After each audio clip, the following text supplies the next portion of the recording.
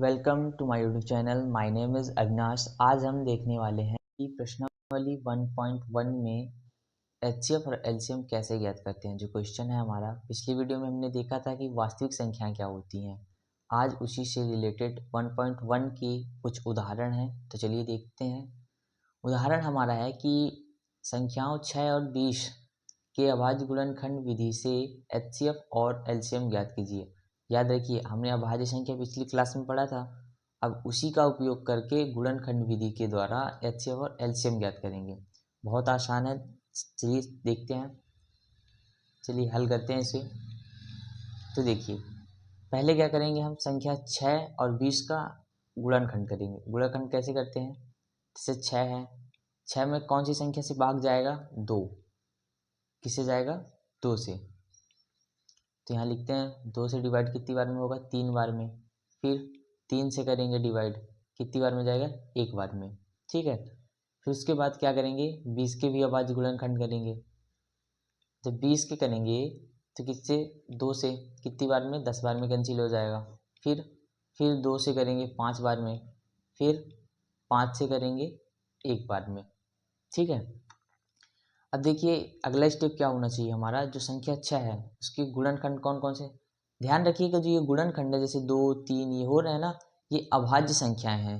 क्योंकि देखिए, अभाज्य संख्या कैसी है ये तो एक तो स्वयं खुद से विभाजित होगी या तो एक से।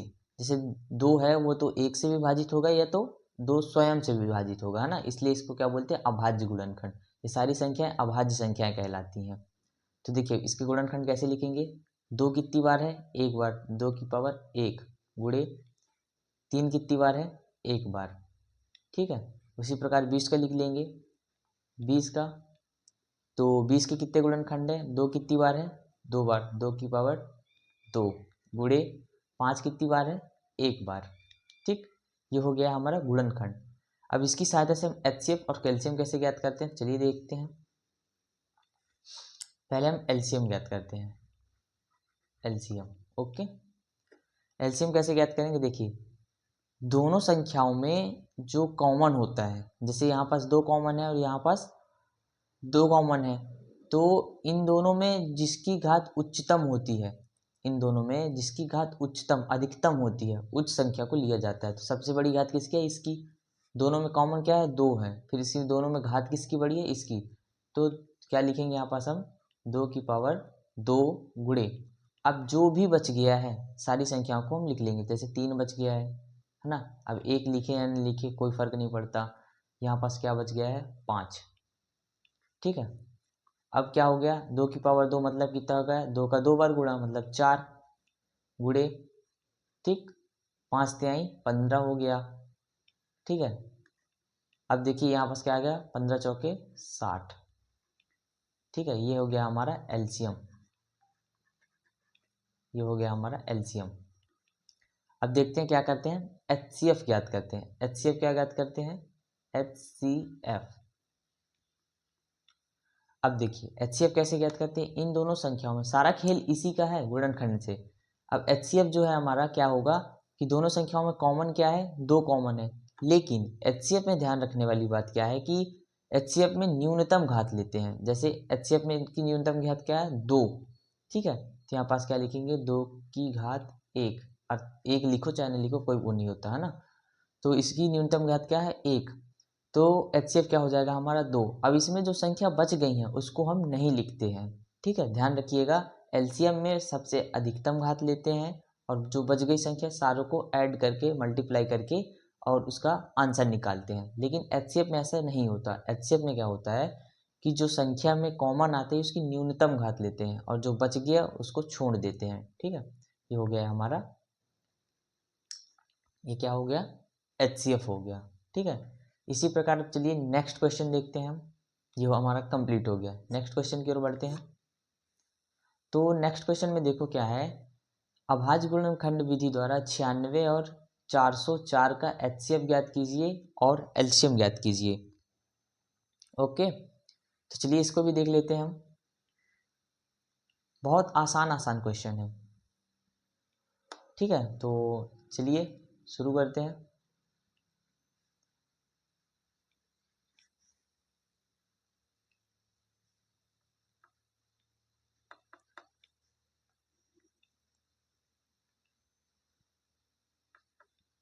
ये क्या हो गया, चलिए इसका हल करते हैं। पहले क्या करेंगे, सबसे पहला काम क्या है हमारा, 96 का गुणनखंड करेंगे। तो 96 का जब गुणनखंड करेंगे तो क्या आएगा इसमें, देखिए पहले 2 से विभाजित होगा कितनी बार में, 4 बार में, ये चला जाएगा, फिर 2 8 16 हो जाएगा, 48 दूनी 96 होता है ना।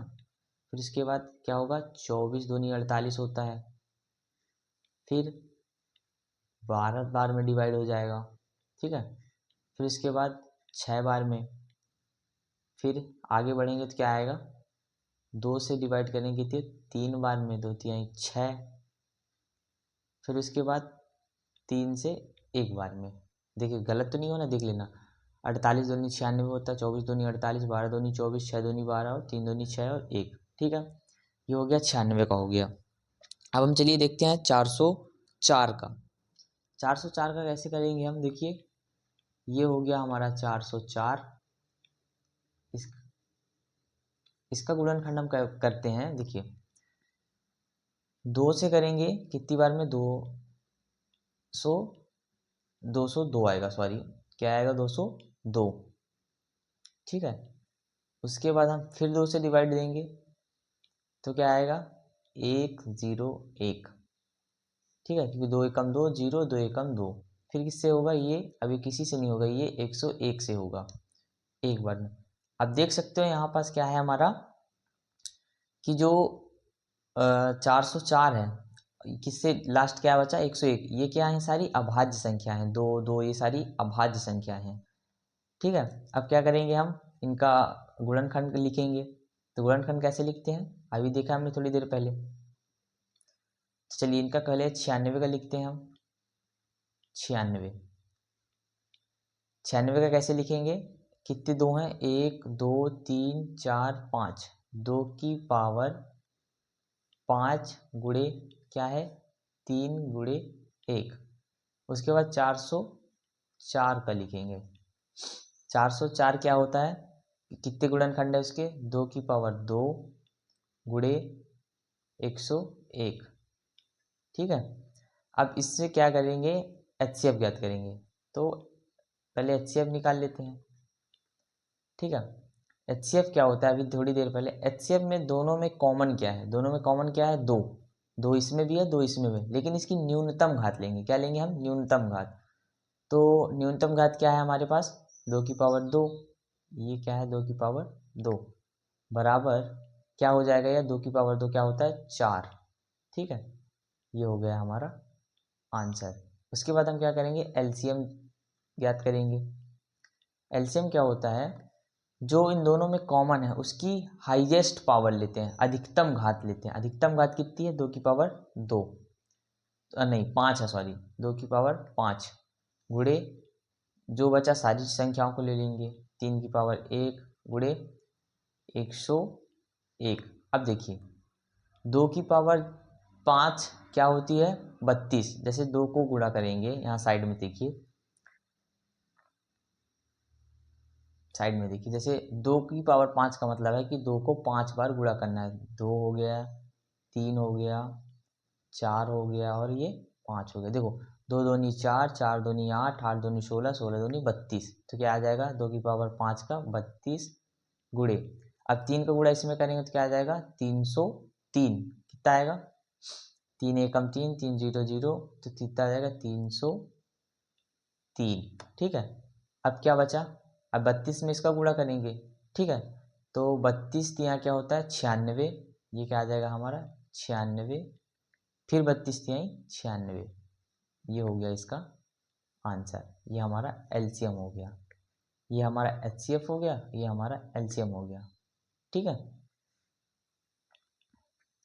तो उम्मीद करता हूँ आपको समझ में आया होगा। नेक्स्ट वीडियो में हम देखेंगे कि इसके जो एग्जाम्पल तो हमने सारे कर लिए हैं, एग्जाम्पल के बाद हम देखेंगे कि प्रश्नावली 1.1 के क्वेश्चन सेम इसी तरह है। कोशिश करिएगा, यदि ना बने तो कमेंट करके ज़रूर बताइएगा। तब तक के लिए जय हिंद।